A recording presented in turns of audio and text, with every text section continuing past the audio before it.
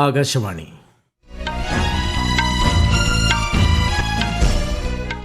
നമസ്കാരം. വാർത്തകൾ വായിക്കുന്നത് ദീപു എസ് എൽ.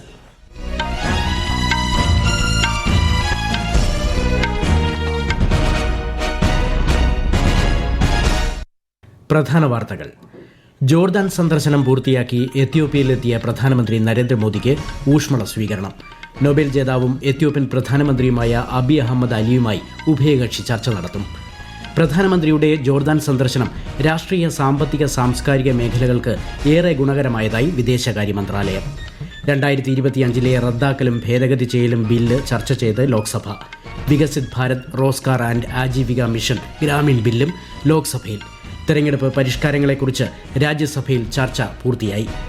ഛത്തീസ്ഗഡിലെ ബിജാപൂർ ജില്ലയിൽ 34 മാവോയിസ്റ്റുകൾ ആയുധം വച്ച് കീഴടങ്ങി.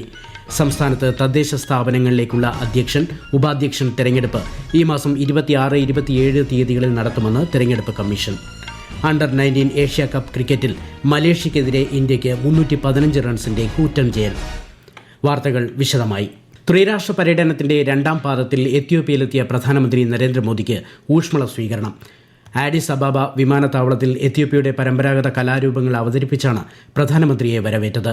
2 ദിവസത്തെ എത്യോപ്യൻ സന്ദർശനത്തിൽ നൊബേൽ സമ്മാന ജേതാവായ എത്യോപ്യൻ പ്രധാനമന്ത്രി അബി അഹമ്മദ് അലിയുമായി അദ്ദേഹം കൂടിക്കാഴ്ച നടത്തും. എത്യോപ്യൻ പാർലമെന്റിന്റെ സംയുക്ത സമ്മേളനത്തെയും ശ്രീ നരേന്ദ്രമോദി അഭിസംബോധന ചെയ്യും. സന്ദർശനത്തിന്റെ 3-ാം പാദത്തിൽ പ്രധാനമന്ത്രി ഒമാനിലെത്തും. പ്രധാനമന്ത്രി നരേന്ദ്രമോദിയെ ആവേശപൂർവ്വം സ്വീകരിച്ച് എത്യോപ്യ. എത്യോപ്യൻ തലസ്ഥാനമായ ആഡിസ് അബാബയിൽ നിന്ന് പ്രസിദ്ധീകരിക്കുന്ന എല്ലാ പത്രങ്ങളും പ്രധാനമന്ത്രിയുടെ സന്ദർശനത്തെ വളരെ പ്രാധാന്യത്തോടെയാണ് റിപ്പോർട്ട് ചെയ്യുന്നത്. പ്രധാനമന്ത്രിയുടെ സന്ദർശന വേളയിൽ സൈബർ സുരക്ഷ ഉൾപ്പെടെയുള്ള വിവിധ വിഷയങ്ങൾ ചർച്ച ചെയ്യപ്പെടുമെന്ന് പ്രതീക്ഷിക്കുന്നതായി പ്രമുഖ പത്രങ്ങൾ റിപ്പോർട്ട് ചെയ്തു. പ്രധാനമന്ത്രിയുടെ ജോർദാൻ സന്ദർശനം രാഷ്ട്രീയ, സാമ്പത്തിക, സാംസ്കാരിക മേഖലകൾക്ക് ഏറെ ഗുണകരമായതായി വിദേശകാര്യ മന്ത്രാലയം അറിയിച്ചു. ഭീകരതയ്ക്കെതിരായ ഇന്ത്യയുടെ പോരാട്ടത്തിന് ജോർദാൻ പിന്തുണ അറിയിച്ചതായും മന്ത്രാലയ സെക്രട്ടറി നീന മൽഹോത്ര വാർത്താ സമ്മേളനത്തിൽ പറഞ്ഞു. അമാനിൽ നടന്ന ഇന്ത്യ ജോർദാൻ ബിസിനസ് ഫോറത്തെ പ്രധാനമന്ത്രിയും ജോർദാൻ രാജാവ് അബ്ദുള്ള രണ്ടാമനും അഭിസംബോധന ചെയ്തു. ജോർദാന്റെ 3ാമത്തെ വലിയ വ്യാപാര പങ്കാളിയാണ് ഇന്ത്യയെന്നും അവസരങ്ങളുടെ പുതിയ വാതിലുകൾ ഇന്ത്യ തുറന്നിരിക്കുകയാണെന്നും പ്രധാനമന്ത്രി പറഞ്ഞു. भारतीय कंपनियों से इन अवसरों का पूरा लाभ उठाने का अनुरोध करूंगा. भारत आज जॉर्डन का तीसरा सबसे बड़ा ट्रेडिंग पार्टनर है. बिजनेस की दुनिया में हम लॉन्ग टर्म रिलेशनशिप बनाने आए हैं. ഇന്ത്യയും ജോർദാനിലെ വ്യാപാര സ്ഥാപനങ്ങളും തമ്മിൽ നിരവധി ധാരണാപത്രങ്ങൾ ഒപ്പുവയ്ക്കാനും ഫോറത്തിൽ തീരുമാനമായി.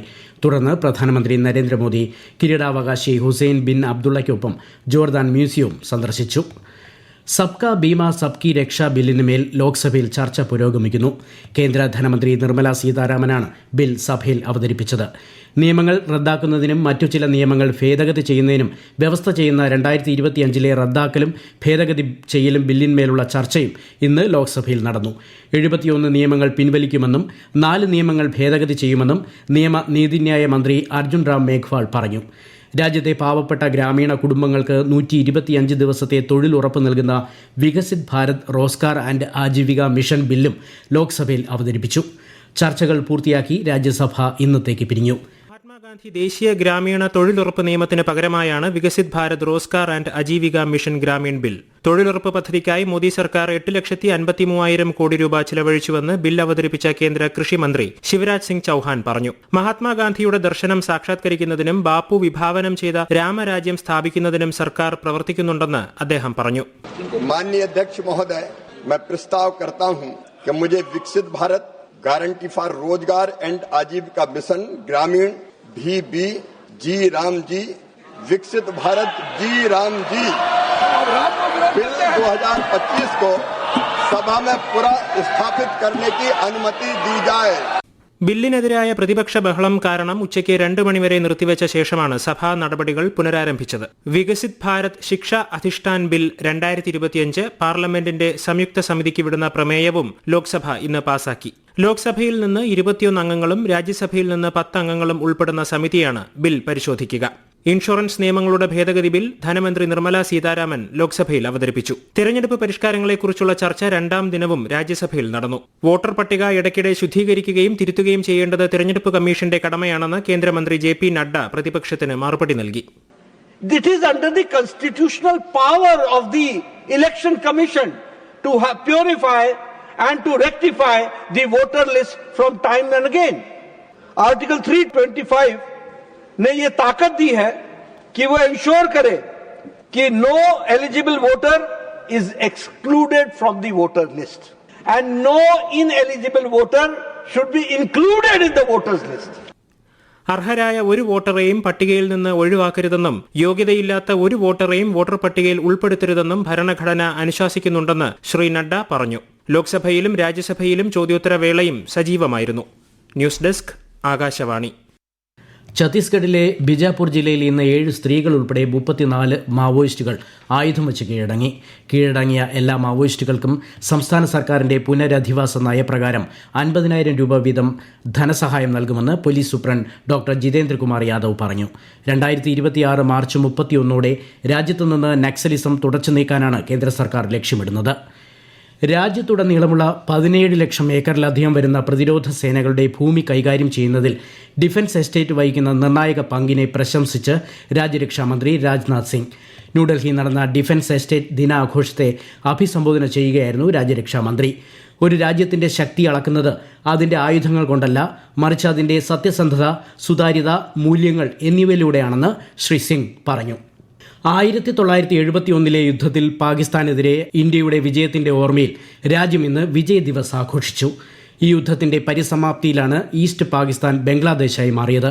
രാഷ്ട്രപതി ദ്രൗപദി മുർമു, ഉപരാഷ്ട്രപതി CP രാധാകൃഷ്ണൻ, പ്രധാനമന്ത്രി നരേന്ദ്രമോദി ഉൾപ്പെടെയുള്ളവർ ധീര സൈനികർക്ക് ശ്രദ്ധാഞ്ജലി അർപ്പിച്ചു. വിജയ് ദിവസിനോടനുബന്ധിച്ച് രാഷ്ട്രപതി ഭവനിലെ പരംവീർ ദീർഘ രാഷ്ട്രപതി ദ്രൗപദി മുർമു ഉദ്ഘാടനം ചെയ്തു. പരംവീർ ചക്ര പുരസ്കാരം ലഭിച്ച 21 ധീരയോദ്ധാക്കളുടെയും ഛായാചിത്രങ്ങൾ പരംവീർ ദീർഘ എന്ന പേരിട്ട ഗാലറിയിൽ പ്രദർശിപ്പിച്ചിട്ടുണ്ട്. ഈ വാർത്തകൾ ആകാശവാണിയിൽ നിന്ന്.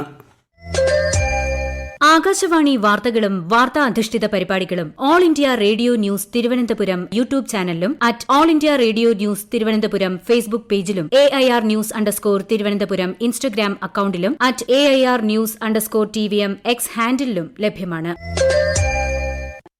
സംസ്ഥാനത്ത് തദ്ദേശ സ്ഥാപനങ്ങളിലേക്കുള്ള അധ്യക്ഷൻ, ഉപാധ്യക്ഷൻ തെരഞ്ഞെടുപ്പ് ഈ മാസം 26, 27 തീയതികളിൽ നടത്തുമെന്ന് തെരഞ്ഞെടുപ്പ് കമ്മീഷൻ.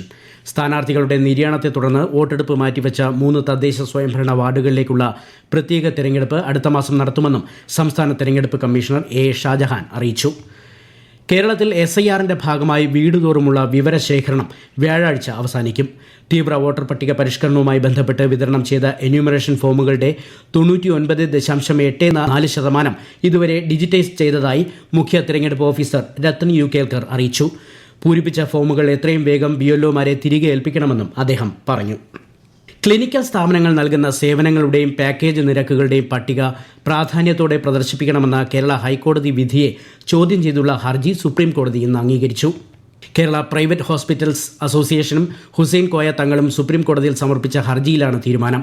ഹർജിയിൽ മറുപടി നൽകണമെന്നാവശ്യപ്പെട്ട് കേരള സർക്കാരിനും മറ്റുള്ളവർക്കും ബെഞ്ച് നോട്ടീസ് അയക്കുകയും ഫെബ്രുവരി 3 വാദം കേൾക്കൽ മാറ്റുകയും ചെയ്തു. അണ്ടർ-19 ഏഷ്യാകപ്പ് ക്രിക്കറ്റിൽ മലേഷ്യക്കെതിരെ ഇന്ത്യയ്ക്ക് 315 റൺസിന്റെ കൂറ്റൻ ജയം. ഇന്ത്യ ഉയർത്തിയ 408 റൺ പിന്തുടർന്ന മലേഷ്യയുടെ ബാറ്റിംഗ് 32.1 ഓവറിൽ 93 റൺസിന് അവസാനിച്ചു. ടോസ് നഷ്ടപ്പെട്ട് ആദ്യം ബാറ്റ് ചെയ്ത ഇന്ത്യ നിശ്ചിത ഓവറിൽ 7 വിക്കറ്റ് നഷ്ടത്തിൽ 408 റൺസ് എടുത്തു. രാജ്യത്തെ ഓഹരി വിപണികളിൽ നഷ്ടം. സെൻസെക്സ് 533 പോയിന്റ് കുറഞ്ഞ് 84,680-ലും നിഫ്റ്റി 167 പോയിന്റ് താഴ്ന്ന് 25,860-ലും വ്യാപാരം അവസാനിപ്പിച്ചു. സ്വർണ്ണവില കുറഞ്ഞു. പവന് 1,120 രൂപ കുറഞ്ഞ് 98,160 രൂപയും ഗ്രാമിന് 12,270 രൂപയുമാണ് ഇന്നത്തെ വില. പ്രധാന വാർത്തകൾ വീണ്ടും. ജോർദാൻ സന്ദർശനം പൂർത്തിയാക്കി എത്യോപ്യയിലെത്തിയ പ്രധാനമന്ത്രി നരേന്ദ്രമോദിക്ക് ഊഷ്മള സ്വീകരണം. നൊബേൽ ജേതാവും എത്യോപ്യൻ പ്രധാനമന്ത്രിയുമായ അബി അഹമ്മദ് അലിയുമായി ഉഭയകക്ഷി ചർച്ച നടത്തും. പ്രധാനമന്ത്രിയുടെ ജോർദാൻ സന്ദർശനം രാഷ്ട്രീയ, സാമ്പത്തിക, സാംസ്കാരിക മേഖലകൾക്ക് ഏറെ ഗുണകരമായതായി വിദേശകാര്യ മന്ത്രാലയം. 2025 റദ്ദാക്കലും ഭേദഗതി ചെയ്യലും ബില്ല് ചർച്ച ചെയ്ത് ലോക്സഭ. വികസിത് ഭാരത് റോസ്ഗാർ ആൻഡ് ആജീവിക മിഷൻ ഗ്രാമീൺ ബില്ലും ലോക്സഭയിൽ. തെരഞ്ഞെടുപ്പ് പരിഷ്കാരങ്ങളെക്കുറിച്ച് രാജ്യസഭയിൽ ചർച്ച പൂർത്തിയായി. ഛത്തീസ്ഗഡിലെ ബിജാപൂർ ജില്ലയിൽ 34 മാവോയിസ്റ്റുകൾ ആയുധം വച്ച് കീഴടങ്ങി. സംസ്ഥാനത്ത് തദ്ദേശ സ്ഥാപനങ്ങളിലേക്കുള്ള അധ്യക്ഷൻ, ഉപാധ്യക്ഷൻ തെരഞ്ഞെടുപ്പ് ഈ മാസം 26, 27 തീയതികളിൽ നടത്തുമെന്ന് തെരഞ്ഞെടുപ്പ് കമ്മീഷൻ. അണ്ടർ-19 ഏഷ്യാകപ്പ് ക്രിക്കറ്റിൽ മലേഷ്യക്കെതിരെ ഇന്ത്യയ്ക്ക് 315 റൺസിന്റെ കൂറ്റൻ ജയം. വാർത്തകൾ കഴിഞ്ഞു. അടുത്ത വാർത്താ പ്രക്ഷേപണം രാത്രി 8:35.